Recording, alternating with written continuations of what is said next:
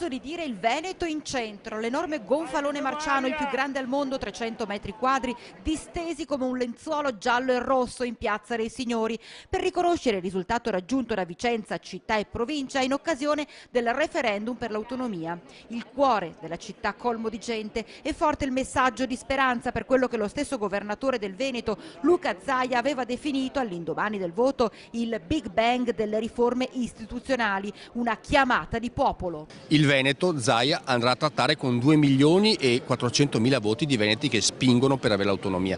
La differenza è clamorosa e il peso contrattuale sarà altrettanto importante, quindi quello che avverrà nelle prossime settimane vedremo se Roma ha capito il segnale che è arrivato dal Veneto, perché è un segnale inequivocabile. Per Vicenza c'è bisogno anche in questo caso di più autonomia, i comuni in questi anni hanno sofferto tantissimo, ricordo che solo il comune di Vicenza negli ultimi anni ha avuto 20 milioni di euro di tagli da parte dello Stato, quindi la richiesta di autonomia arriva anche dal territorio e arriva anche dalla città.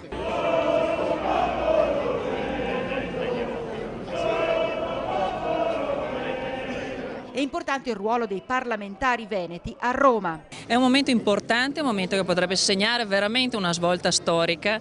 Abbiamo una possibilità con questo grande risultato di poter far cambiare veramente le cose in Veneto, e questo è un dato importante, possono anche cambiare in Italia, grazie proprio all'autonomia.